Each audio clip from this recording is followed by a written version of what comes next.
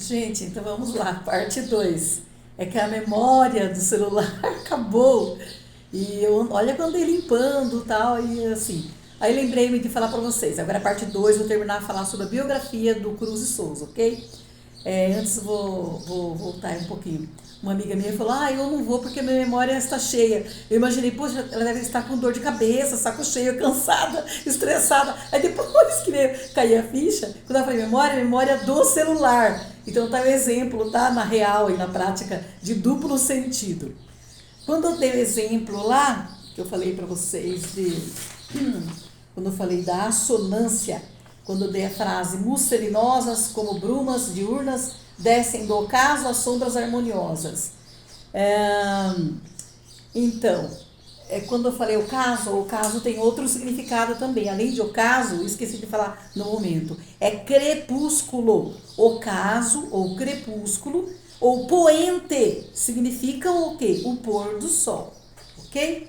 Então é isso que eu fiquei na memória e eu falei, eu tenho que falar, que fica, sabe assim, você quer falar e fica engasgado aqui.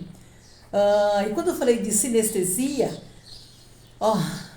sinto o cheiro da alva. Olha a mistura de sensações, os sentidos, gente. Quais são os 5? O olfato, o cheiro, a visão, o tato, de pegar, tocar, né? A audição, o ouvir e o paladar, né? Quando ele fala aqui, cheiro doce da infância e olfato. Sinto o cheiro da olfato. Fez comentários duros e amargos. Imagina, ele já misturou com o paladar, né? Então, é isso daí, tá? Então, eu vou continuar falando do Cruz de Souza, um menino brilhante, maravilhoso, muito educado. Foi apadrinhado pelo patrão coronel, né? O coronel lá, Guilherme Xavier de Souza. E as profissões que ele conseguia era tudo, né? Assim, imagina, ele merecia muito mais, mas nunca deram oportunidade, né, gente? E aí, por fim, foi trabalhar numa estrada de ferro, já casado com a tal de Gavita Gonçalves, né? Quando ela teve já o segundo filho, já apresentou problema psicológico, ainda teve 4 filhos, teve mais 2, e ele foi trabalhar nessa estrada de ferro, né? Central do Brasil, sempre com um emprego modesto, e aí ele foi contraído pela tuberculose, talvez devido ao emprego, ao ar, né, respirado ali e tal. E aí, gente, o negócio só foi piorando, e ela acabou morrendo, e estava com situação financeira muito complicada, as finanças estavam bastante curtas, bastante assim, inexpressivas, né? E aí, gente, sabe o que aconteceu? O enterro dele foi no Rio de Janeiro, então ele veio transportado, ele foi custeado pelo José do Patrocínio, grande elemento também na literatura, grande expressividade aí, tá? Foi custeado por ele, e diz que o corpo dele veio num vagão para animais. Vocês estão entendendo? Num vagão para animais, lá de Minas Gerais para o Rio de Janeiro. Então, por causa da falta de recurso financeiro. E então ele foi enterrado no Rio de Janeiro. Mas veja as condições, gente. Tristes, lamentáveis, né? Mas ele ganhou, né? O nome dele está na história, na classe literária. A abertura do simbolismo aqui no Brasil é ele. E você, aluno de vestibular, Enem, tem que saber sobre ele se quiser passar. Tá? Sempre cai sobre o simbolismo, sempre cai alguma coisa, dificilmente, tá, gente? Não digo assim todas, mas volta e meia o Cruz e Souza, o simbolismo é cobrado, ok? Então é isso aí. Falei sobre ele. Então não repare que você acaba de repente que a minha memória já do celular esgotou. Eu vou marcar 20 minutos e já vou tentar acabar aí, tá bom? Então é isso. Um dos versos dele, famosíssimo, gente, é Violões que Choram. Maravilhoso essa poesia dele. Tem um fragmento, um pedacinho aqui. Veja a escolha do léxico do vocabulário, das palavras que ele se utiliza para dar toda essa sonoridade, essa expressividade. Eu acredito que aqui, não é verdade, ele usou a aliteração, entre outras, mas aqui mais a aliteração é visível. Vozes veladas, veludosas vozes, volúpias dos violões, vozes veladas, vagam nos velhos vórtices, velozes dos ventos, vivas vãs vulcanizadas. Perceberam? V, v, v, v, v, v, velá, veló, velá, veló, vã, vó, vã, vu. Perceberam? Então é isso daí, tá? Então, gente, para nós caminharmos mais um pouco aí, eu vou... Aí depois tem o Alfonso Guimarães, que também é maravilhoso, tá? Ele escreve um poema famosíssimo que é Ismália. É lindo, gente. Esse poema Ismália é muito expressivo. Ele fala: quando Ismália enlouqueceu, pôs-se na torre a sonhar. A Ismália lá em cima na torre, sonhando, tadinha. Aí ela viu a lua no céu, mas ela também viu a lua no mar. Aí ficou aquela loucura, que lua agora é real. Essa que tá, o mar aqui embaixo, está refletindo aqui embaixo, ou é aquela lá em cima? Ela ficou, tadinha, oscilando. Aí ela queria subir ao céu, gente, em busca da lua. Mas ela também via o reflexo do mar, ela queria descer ao mar. E foi esse jogo, essa loucura aí. Sabe o que ela acabou fazendo, gente? As asas que Deus lhe deu ruflaram de par em par. Sua alma subiu ao céu e seu corpo desceu ao mar. Então ela acabou morrendo, né? O corpo dela foi para o mar, que ela foi em busca da lua. Mas que bom, né, que a alma dela alcançou o céu, a lua do céu. Ela foi para o céu. Então é isso daí, gente. Então eu vou parar por aqui, essa parte, e quero voltar lá para a Europa, tá? Então nós vamos voltar para a Europa, só para eu falar mais algumas coisas lá, e já volto aqui para o Brasil. Lembra que nós estávamos falando toda a Belle Époque, falamos do maravilhoso Claude Monet, né? Todas as obras que ele fez, tal. Houve um armamento, né? Um armamento meio que de paz, mas as pessoas, conforme estavam aumentando, fazendo invenções, a Torre Eiffel, que eu falei para vocês, né? E aumento em tudo, e também eles se armaram até os dentes. Gases tóxicos, metralhadoras, aviões, enfim. E também, gente, teve o American Way of Life. É um estilo de vida americano, refere-se ao modelo de comportamento consumista adquirido em meados do século XVIII, por volta de 1850, né? Com o fim da Segunda Guerra Mundial. A expansão do crédito facilitava esse cenário. Então houve um aumento na economia, né? Se até a Primeira Guerra Mundial a Europa era um modelo a ser seguido pelo mundo, Belle Époque, tudo o que aconteceu, os Estados Unidos assumiram esse posto. Os Estados Unidos assumiram isso na década de 1920, que se tornou padrão na busca por felicidade e a crença nos valores democráticos, liberais, olha lá, fraternité, liberté, né, égalité da França. O início da crise em 1929 fundamentou o consumismo, do vincular, do bem-estar das pessoas, do seu poder de compras, o consumismo, né? E a felicidade. Então a felicidade estava atrelada a isso. Eu ter, eu poder comprar, eu conseguir, eu consumir a felicidade. Gente, para mim, às vezes, sabe que você deseja uma coisa e você não tem dinheiro, você vai juntando, fazendo sua economia, aí você vai lá e compra, dá aquela felicidade, né? Mas não é tudo, né, gente? Não posso colocar meu coração só nisso, certo? Isso estimulava o desenvolvimento das indústrias. Porque o consumismo, as pessoas consumiam, comprar, então as indústrias eram estimuladas a fabricarem mais, né? Produzirem mais. Aí isso que gerou a crise de 1929. Superprodução, falta de regulação da economia, excesso de crédito e bolha de especulação. Essa bolha de especulação é uma visão distorcida do futuro, em pensar em lucrar muito sobre algum negócio, aí vou lá, compro, né? Aquele produto ali ativo, mas valia menos do que esperado. Então, isso é tal de bolha de especulação. Teve início, gente, com a quebra, a Grande Depressão, quebra da Bolsa de Valores, né, de Nova York, em outubro de 1929. Milhares de empresas faliram, como já foi falado, e milhões de trabalhadores desempregados, deixou o fim da época de prosperidade conhecida como os loucos anos 20, a chamada sociedade de consumo olha, os loucos dos anos 20. E aí aconteceu, né, gente, todo esse consumismo aí, foi início em 1920, American Way of Life, difundida a fim de acelerar o consumo e aumentando a produção e, consequentemente, o lucro das indústrias, certo?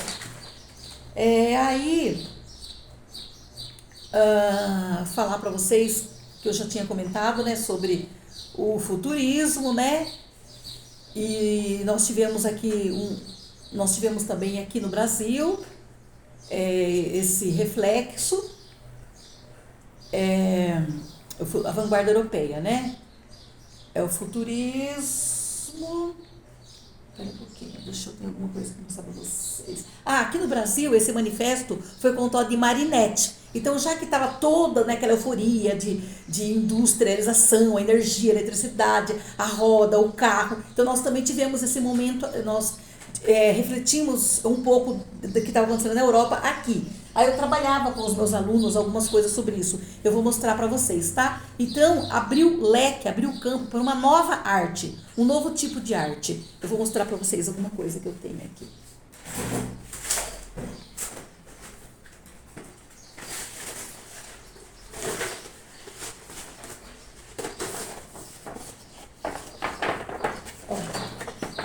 Poesia futurista. Olha que trabalho lindo que meus alunos fizeram. A poesia futurista, tá vendo?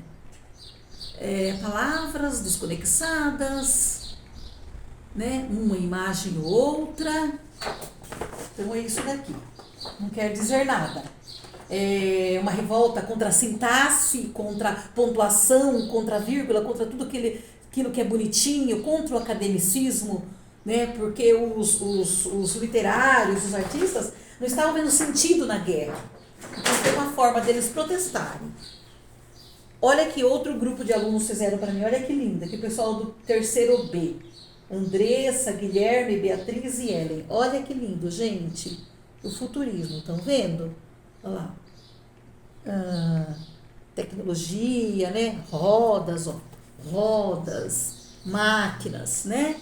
Futurismo. Olha esse daqui, gente, que lindo, até rasgou. Eu guardei os melhores trabalhos, né? Ficaram na exposição e aí eles acabaram doando para mim. Olha que lindo esse. Olha, expressa bem, né, gente, o futurismo. Prédios, né, construções. Foi feita a Torre Eiffel, né? Então eu posso fazer. Se eu fiz a Eiffel, não tenho I, desculpem. A Eiffel, se eu fiz a Eiffel, eu posso fazer qualquer coisa, né? Então, deixa eu ir. E a poesia futurista, né? Outra poesia futurista, olha. Algumas imagens, círculos, números, olha, matemáticos.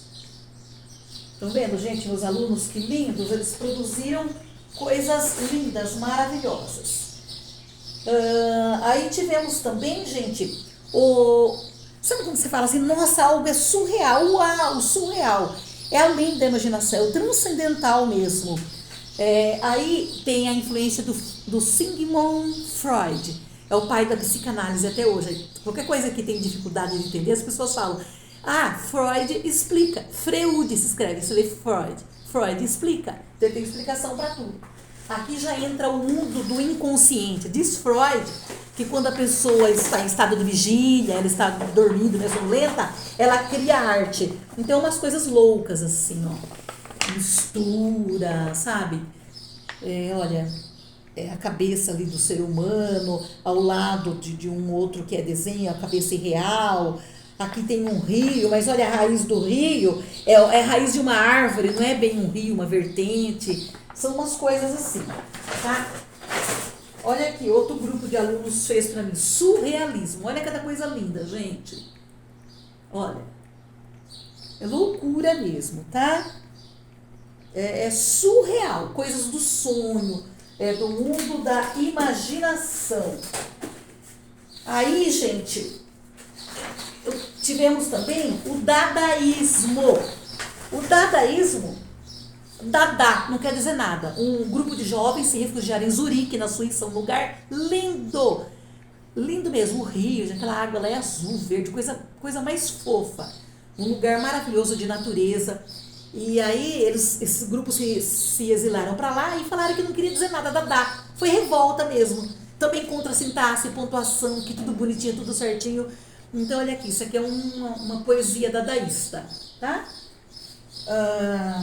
Vou aqui, olha esse aqui que lindo que meus alunos produziram.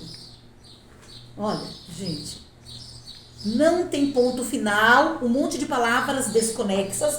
Inclusive tem a receita da poesia da Daísta. Recorta um monte de palavras, punha num saco e chacoalha delicadamente. Aí você pega o cartaz e vai pegando uma por uma e vai colando lá, pegando uma por uma, sem sentido, sem nexo. Tudo isso é revolta da guerra, tá? Desculpa, esse aqui tá meio dobrado, nem deu tempo de desdobrá-lo, mas só para vocês terem uma ideia, ok? E depois, gente, tem o cubismo, que a expressão, o ícone do cubismo é o Pablo Picasso. Ele usa formas geométricas, cilindros, losangos, quadrados. Olha essa obra que as alunas fizeram para mim, que lindo, gente. Olha que coisa fofa. Tipo de uma bailarina, lembra do Degas, né? Olha, cubismo. Esse aqui, nossa, muito show, muito lindo. Aqui é EVA, elas dobraram aqui, ó. Aqui tem tipo de um cone. Nossa, eu fiquei assim apaixonada. Eu sou apaixonada por essa obra aqui. Duas meninas do terceiro D, do ano 2015, 2016, não me lembro muito bem. E essa aqui também, eu tive que dobrar para guardar. Aí eu tentei desamassar, não consegui direito. Olha que lindo, da duas Patrícias que fizeram. Lindo, né? Patrícia Melo e Patrícia Venturini. Beijo, lindas. Então é isso, gente. E também tivemos o expressionismo. Olha, diferente do hino, é o impressionismo do Monet e Degas. Expressionismo. É você desenhar, inclusive quem se destaca aqui é o Van Gogh, expressionismo. Você desenhar aquilo que você sente, parece cavalos, montanhas, elefantes. Estão vendo? Coisa linda. Olha como ele escreveu, gente. Olha que gracinha. Esse menino, foi o Gabriel que fez esse daqui. Gabriel, beijo, lindo. Tá aqui, terceiro A. A Gabriela Nistal. Graziele Borgonov e Rebeca Beda. Beijo, lindos. Olha que coisa maravilhosa. É você desenhar, não importa se ficou belo ou feio, você passou o recado, você colocou aquilo que estava dentro de você. Eu tenho um outro, gente, que é o Hitler no Inferno. Nivaldo, abraço lindo, beijo no seu coração, Deus abençoe muito. Olha que coisa linda que você fez com a professora, está guardado aqui, ó. Hitler no Inferno.